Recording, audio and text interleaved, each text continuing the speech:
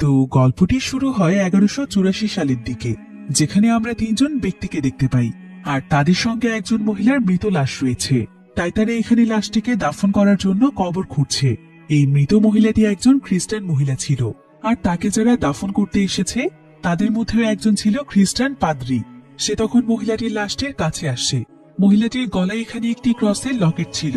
তো এই পাদ্রী তখন লকেটটি টেনে খুলে ফেলে, কারণ এই মহিলাটি আত্মহত্যা করে মৃত্যুবরণ করেছে, যেটা ছিল নিকৃষ্টতম পাপ। তাই পাদ্রী এখানে কোনো পাপী মহিলার গলায় ক্রস চিহ্নের লকেটটি রাখতে চায় না, কারণ খ্রিস্টান ধর্মে এই লকেটটি তাদের কাছে অনেক পবিত্র একটি জিনিস। এরপর ঠিক এমন সময় সেখানকার একটি রাস্তা দিয়ে একদল লোক যাচ্ছিল, আর তারা সবাই ছিল ক্রুসেড নামক একটি দলের সদস্য। তাদের দলের লিডারের নাম হচ্ছে গডফ্রে। পাদ্রী এখানে গডফ্রেকে দেখে কিছুক্ষণ চুপচাপ থাকে। এরপর গডফ্রে তার দল নিয়ে যখন সেই জায়গা থেকে দূরে চলে যায়, তখন পাদ্রী এখানে তার বাকি দুজন সদস্যকে বলে যে এই মহিলার লাশটির গলা কেটে যেন তাকে দাফন করা হয়, কারণ আত্মহত্যা অনেক জঘন্য এবং ভয়াবহ একটি পাপ। তাই এটা হবে তার পাপের প্রথম শাস্তি। এরপর আমরা বিলিয়ান নামক একটি ছেলেকে দেখতে পাই, যে কিনা পেশায় একজন কামার ছিল। সে লোহা গলিয়ে নানা রকমের জিনিসপত্র তৈরি করত। তো এখানে সে খ্রিস্টান পাদ্রী ক্রুসের দলকে নিয়ে বিলিয়ানের কাছে এসেছে। আসলে ক্রুসের দলের নেতা গডফ্রে তার ঘোড়ার পায়ের জন্য বিলিয়নের কাছ থেকে লোহার একটি ক্যাপ তৈরি করতে চায়। এরপর আমরা এখানে হসপিটালার নামক একজন ব্যক্তিকে দেখতে পাই, যে কিনা গডফ্রের দলেরই একজন লোক ছিল। আর সে এবং তার দুজন সঙ্গী মিলেই তখন সেই মহিলাটিকে দাফন করছিল। তো হসপিটালার এখানে গডফ্রেকে বলে এই কামারের নামই হলো বিলিয়ান। আর কিছুক্ষণ আগে আমরা যে মহিলাটিকে দাফন করে এসেছি, সেই মহিলাটি ছিল এই বিলিয়ানেরই ওয়াইফ। আসলে কিছুদিন আগেই তাদের সন্তান মারা গিয়েছিল, আর সেই শোক সহ্য করতে না পেরেই তার ওয়াইফ মারা যায়। তারা দুজন এখানে বিলিয়ানকে নিয়েই কথা বলছিল। আর এখানে আমরা বুঝতে পারি যে তারা হয়তো বিলিয়ানের জন্য এখানে এসেছে। এরপর গডফ্রে বিলিয়ানের কাছে আসে, আর সে বিলিয়ানকে সান্ত্বনা দেয়। সেই সাথে সে এখানে বিলিয়ানের মায়ের ব্যাপারে অনেক কথা বলে। আর কিছুক্ষণ পরে সে বিলিয়ানকে জানায় যে সেই আসলে বিলিয়ানের বাবা। বিলিয়ান যখন অনেক ছোট ছিল, তখন গডফ্রে কোন এক কারণে তাকে এবং তার মাকে ছেড়ে চলে গিয়েছিল। এরপর গডফ্রে বিলিয়ানকে জানায় যে বর্তমানে সে জেরুজালেমের লিভলিন নামক একটি শহরের নবাব, আর এই কারণেই সে তার সন্তানকে ফিরিয়ে নিয়ে যেতে এসেছে। তাই সে এখানে বিলিয়ানকে অনেক অনুরোধ করে যে বিলিয়ান যেন তার সঙ্গে জেরুজালেমে যায়।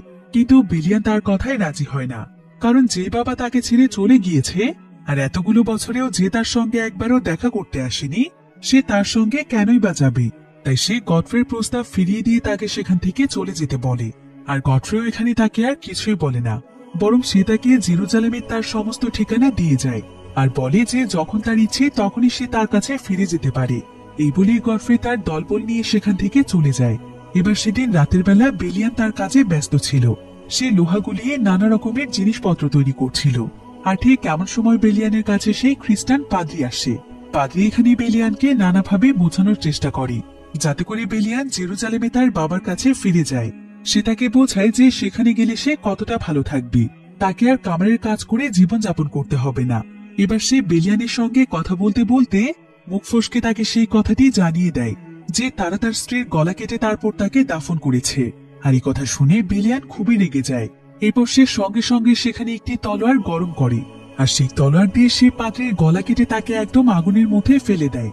এমনকি সে পাদ্রীর কাছ থেকে সেই লকেটটিও নিয়ে নেয়, যেটা তার স্ত্রীর গলায় ছিল। এরপর বিলিয়ান সঙ্গে সঙ্গে তার ঘোড়া নিয়ে জেরুজালেমের উদ্দেশ্যে রওনা হয়। সে এখন তার বাবার কাছে যাচ্ছে। আসলে সে রাগের মাথায় পাদ্রীকে হত্যা করে ফেলেছে, আর এখন যদি সে এখানেই থাকে তাহলে একজন পাদ্রীকে হত্যার জন্য তাকে ভয়ানক শাস্তি দিয়ে মারা হবে। এবার বিলিয়ান তার ঘোড়া নিয়ে যখন অনেকটাই দূরে চলে যায়, তখন মাঝপথেই তার সঙ্গে তার বাবা গডফ্রের দেখা হয়ে যায়। আর বিলিয়ান এখানে তার বাবাকে পাদ্রীর ব্যাপারে সমস্ত ঘটনা খুলে বলে।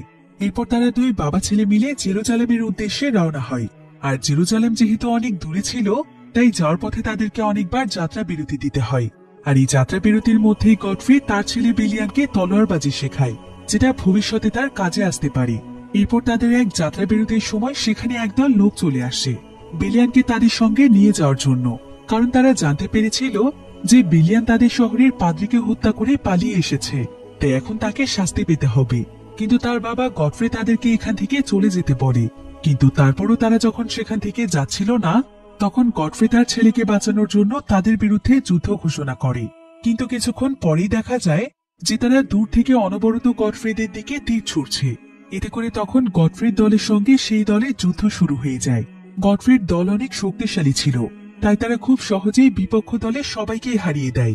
কিন্তু শেষ পর্যায়ে বিপক্ষ দলের একজন সৈন্য দূর থেকে সোজা গডফ্রির দিকে একটি তীর ছুঁড়ে মারে, যেটা সোজা গডফ্রির বুকে এসে লাগলে গডফ্রি ভয়ানকভাবে আহত হয়ে মাটিতে লুটিয়ে পড়ে। এদিকে গডফ্রির দলের অনেক সদস্যই মারা যায়। এরপর গডফ্রিকে প্রাচীন চিকিৎসা দিয়ে কিছুটা সুস্থ করা হয়, আর গডফ্রি আহত থাকা অবস্থাতে তারা পিলগ্রিম নামক একটি জায়গাতে পৌঁছে যায়, যেটা কিনা একটি ক্যাম্প ছিল। সেই জায়গাতে তারা বেশ কিছুদিন সময় কাটায়, কিন্তু ততদিনে গডফ্রির অবস্থা আরো খারাপ হয়ে গিয়েছিল। তাই গডফ্রিকে দেখতে পিলগ্রিমে গি নামক একজন ব্যক্তি আসে, আর সে গডফ্রির সঙ্গে বিলিয়ামকে দেখতে পেয়ে গডফ্রির কাছে সে বিলিয়ানের সম্পর্কে জানতে চায়। কিন্তু গডফ্রি এখানে সম্পূর্ণ বিষয়টিকে এড়িয়ে যায়। সে আসলে গিকে কিছুই বলতে চাইছিল না, কারণ গিয়ের সঙ্গে তার খুব একটা ভালো সম্পর্ক নয়। তো এভাবেই প্রায় বেশ কিছুদিন সময় পার হয়ে যায়, আর পথ চলতে চলতে তারা এবার মেসিনা নামক একটি জায়গাতে পৌঁছে যায়। কিন্তু ততদিনে গডফ্রির অবস্থা এতটাই খারাপ হয়ে গিয়েছিল যে সে এখন হাঁটা চলার ক্ষমতা হারিয়ে ফেলেছে। তাই তখন তার ট্রিটমেন্টের জন্য তাকে মেসিনার একটি হাসপাতালে ভর্তি করা হয়। এরপর সেদিন গডফ্রি তার ছেলে বিলিয়ানকে তার কাছে ডাকে, আর সে তাকে বলে যে তার কাছে মনে হচ্ছে সে হয়তো বেশি দিন বাঁচবে না, তাই যদি সে মারা যায় তাহলে বিলিয়ান যেন তার দায়িত্ব পালন করে, সেও যেন দায়িত্বের সাথে বাদশার খিদমত করে। এরপর গডফ্রি বিলিয়ানকে তার এবং খ্রিস্টানদের বাদশার একটি স্বপ্নের কথা জানায়। তারা চায় যে জেরুজালেমে মুসলিম, খ্রিস্টান, ইহুদি এরা সবাই মিলে যেন মুসলিম বাদশাহ সালাউদ্দিন আইয়ুবীর সঙ্গে মিলেমিশে বসবাস করে, কারণ সালাউদ্দিন আইয়ুবী অনেক ভালো একজন মানুষ।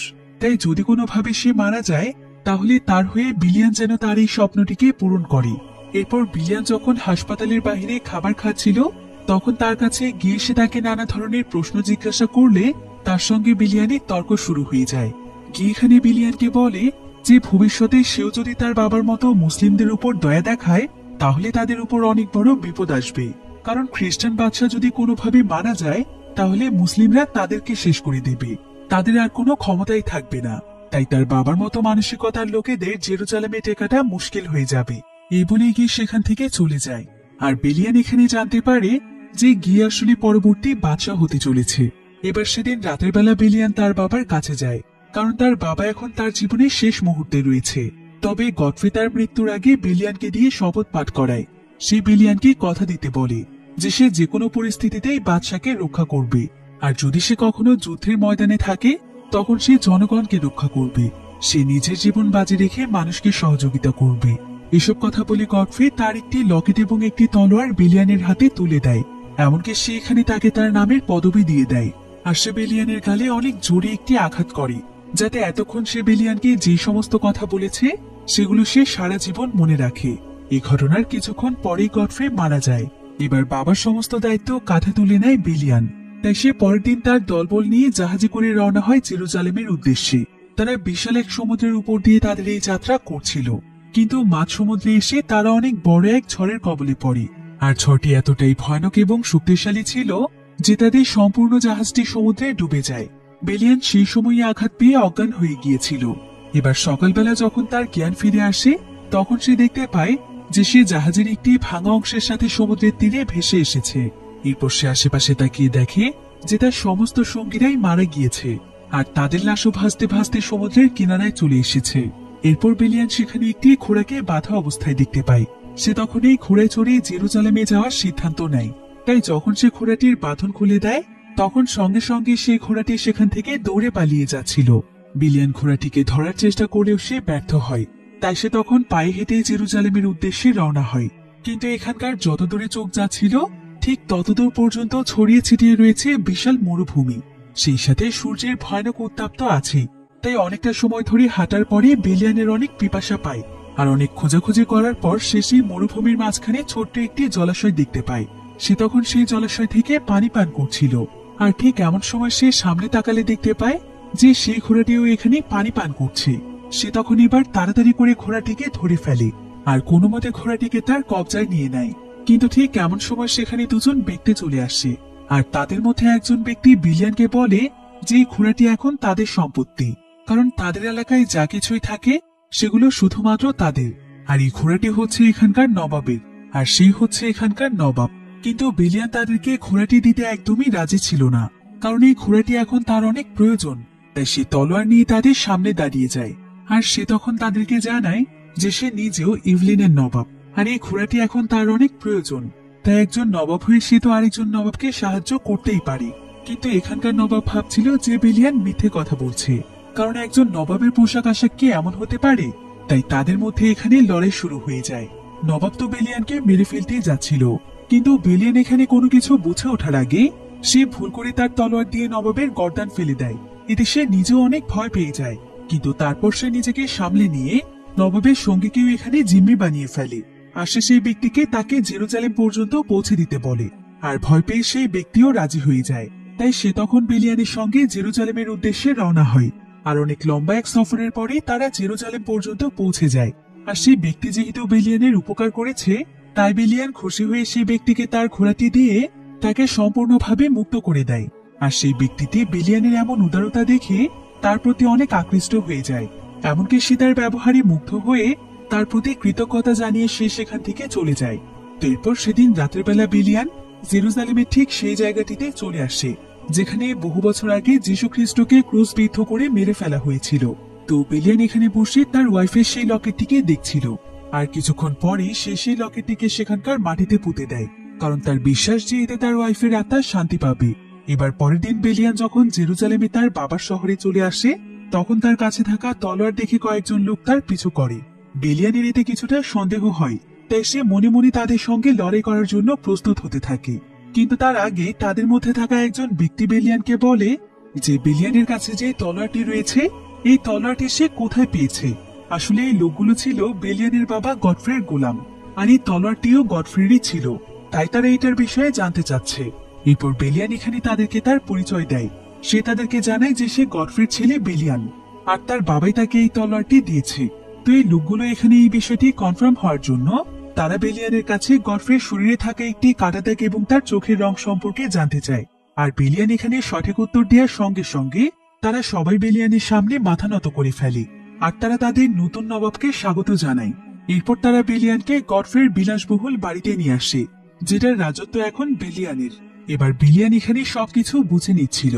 এর কিছুক্ষণ পরে সেখানে ঘোড়ায় চড়ে একটি মেয়ে আসে, আর সে জানায় যে গডফ্রের ছেলে বেলিয়ানকে সিভেলা ডেকে পাঠিয়েছে।